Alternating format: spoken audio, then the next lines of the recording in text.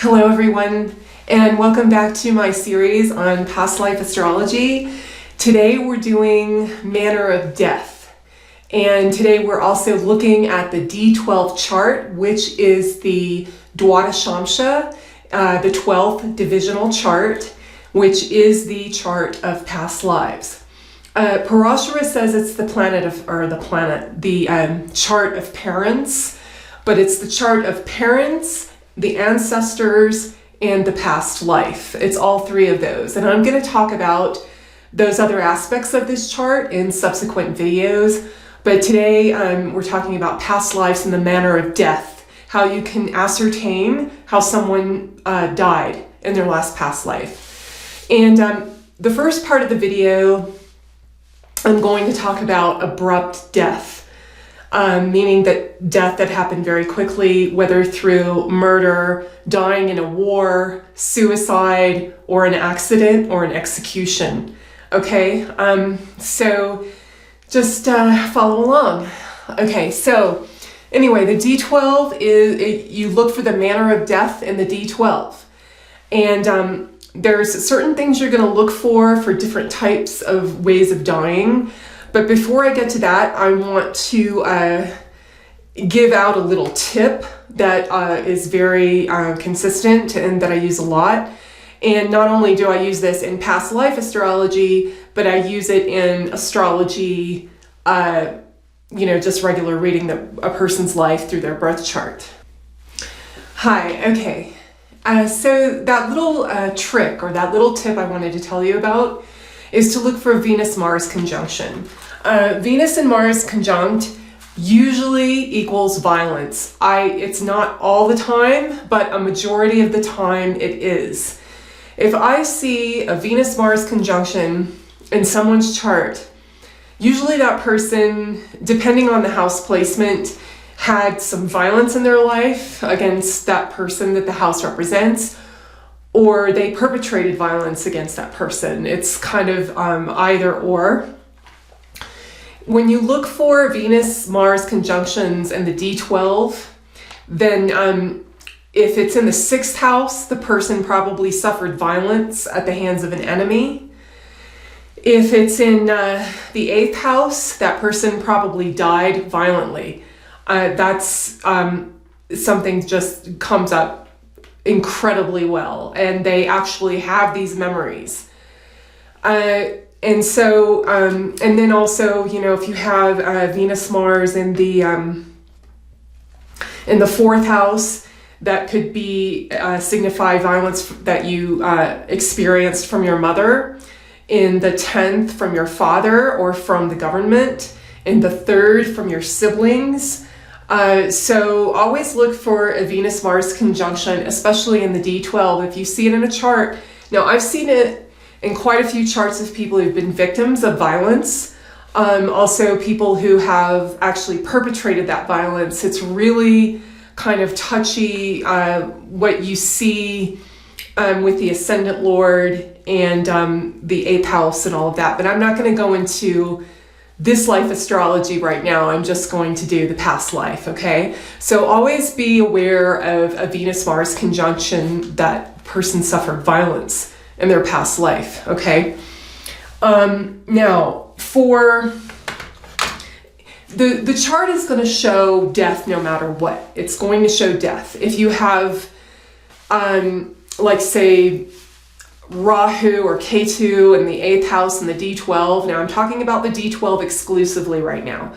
And if I talk about the birth chart, I'll let you know. But right now I'm talking about the D12 exclusively. So if you have a planet in the 8th house in the D12, that really just means that that's the manner of death or how they died. If you don't have a planet there, then you're going to have to look at the sign and its element and its the placement of its ruler and that type of thing. When you have abrupt death that happened either violently or very abruptly, those kinds of deaths mark that person's past life, and there's a lot more involved in that rather than just dying from cancer or tuberculosis or something. So you have, you're going to see the Ascendant Lord in the D12, meaning whatever sign rules the Ascendant of that Varga or that divisional chart, that represents you, okay? The Ascendant Lord or the AK, what your current Atmakaraka is, and its placement in the D12. Either one of these two, that also includes the Ascendant Lord of your birth chart. You always want to look at that as well. So there's three of them. There's the Atmakaraka, the Ascendant Lord of the D12, and the Ascendant Lord in your birth chart. You're always going to look at those three things in the D12. Now, if you were killed prematurely, or it's a very abrupt death, it's going to involve the 8th house in some way, and it's going to involve the 6th house, especially if it's murder, because the person who is perpetrating violence against you becomes your enemy, and the 6th house is the house of enemies and fighting in battle or wounds. It's wounds. The 8th house is abrupt death and battles. So that really plays a big part in dying by war. Okay. Now, so you're going to have all of these linked together somehow. Let's say you have your Ascendant Lord. Let's say your Ascendant Lord is or your Ascendant in the D12 is Taurus, and you have Venus in the 8th house, and you have Mars there. And then you have, and Mars happens to be, Mars is the 7th house. So, that kind of links in. It could either be you were killed, or by someone who is your spouse or your lover, or somewhere overseas. And now, if Rahu is involved with any of this, let's say Rahu is with the Ascendant Lord in the 8th house, and that 8th house Lord is in the 6th house or with the 6th Lord, that can very well mean you died in a war overseas, because Rahu not only is foreigners, but he also rules technology. He rules bombs. Back in the old days, they had those catapults, that they threw. You see in Game of Thrones. You could die by that. You could die any kind of battle, the technology of the time. Jaimini actually calls it mechanical instruments. So when Rahu's involved, that very could well mean, usually that means you died by some kind of technology at the time, which usually means war with a foreign entity, because Rahu also rules foreigners, okay? Now Cancer also, the sign of Cancer, not the disease of cancer, but the sign of Cancer is, Jaimini says Cancer is the sign of foreign places. If Cancer is the 8th house, if you have a Sagittarius ascendant in the D12, you've got Rahu in Cancer with Mars or or Jupiter. That is, the moon is linked to Mars somehow. That could also mean that you died in a different country. Even if Rahu isn't there, Rahu doesn't have to be there. Rahu could be with the moon somewhere, and the 8th house is Cancer. Then that also means you could have died in a foreign country, and you'll have to look at how the how the 8th house Lord and the Ascendant Lord link together. They always have to be linked together, especially in the 6th house too. 6th, 8th, and an identity factor. They have to be linked together to have died in a violent manner, or you have a Venus-Mars conjunction in the 8th house or the 6th house. The 6th house is more getting wounded by people. It doesn't necessarily mean you died that way. So you always have to look at that 8th house and the 8th house Lord in the D12 to ascertain manner of death. If you have Mars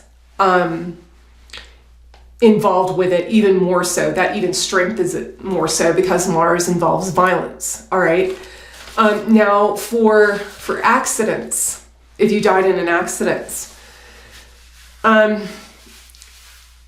okay, so the sign of accidents, now the 8th house rules accidents as well, but abrupt major changes.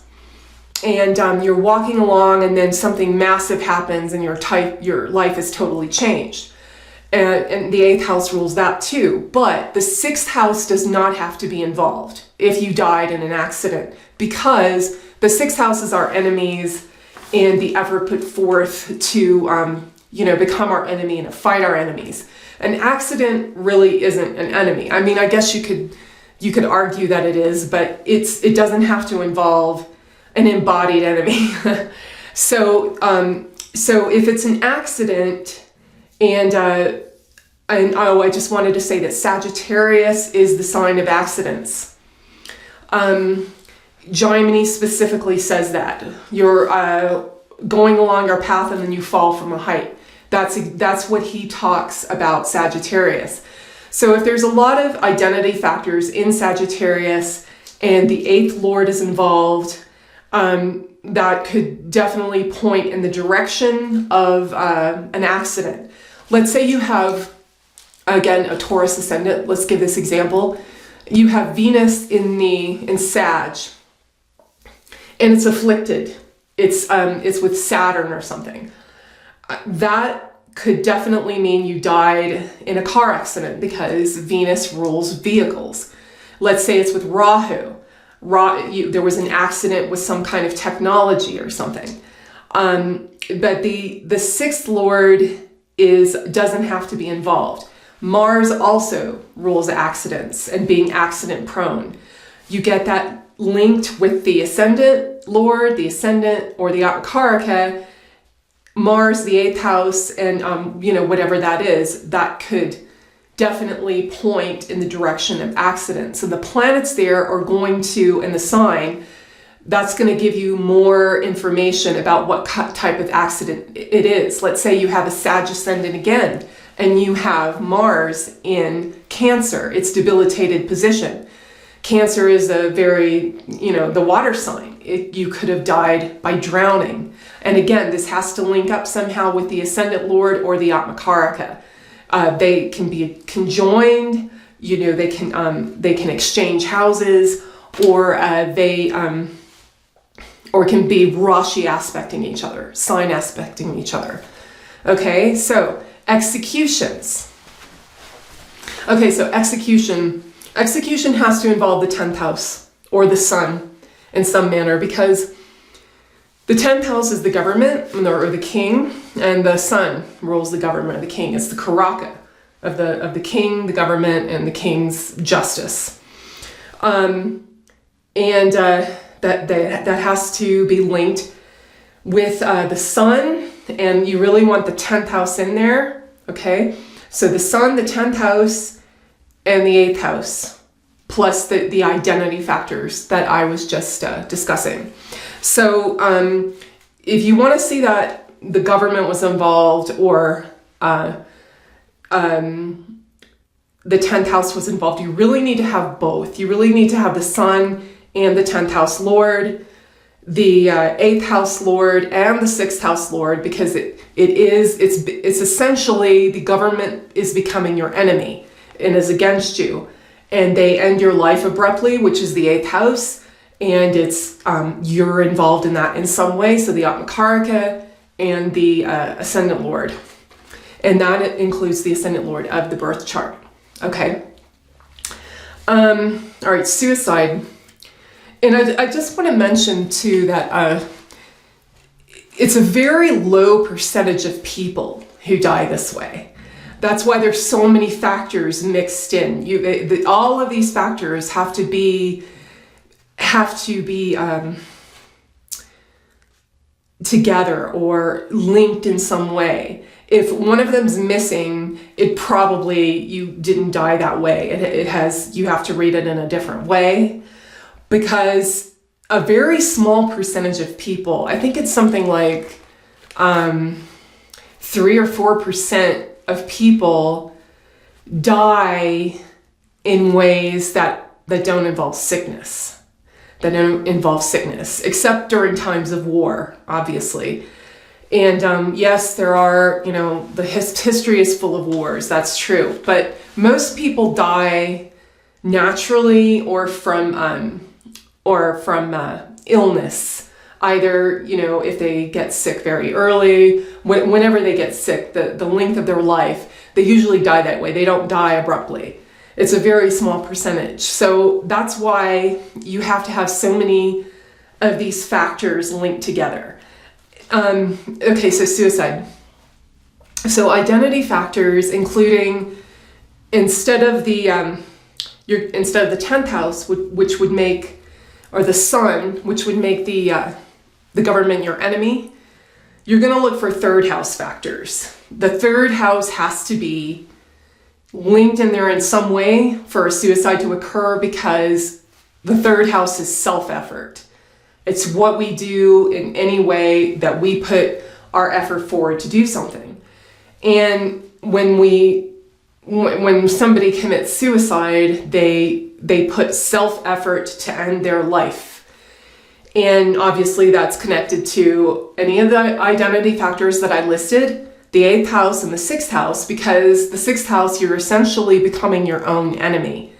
So that has to link together as well. You'll also want to look for depression and some mental illness, if possible, in that D12. And the way you look at that is you want to see a heavily afflicted moon and a heavily afflicted 4th house. That means the 4th house is afflicted. It's got, let's say, Saturn and Rahu there in that D12, or that 4th lord is very afflicted, the 4th lord of the D12.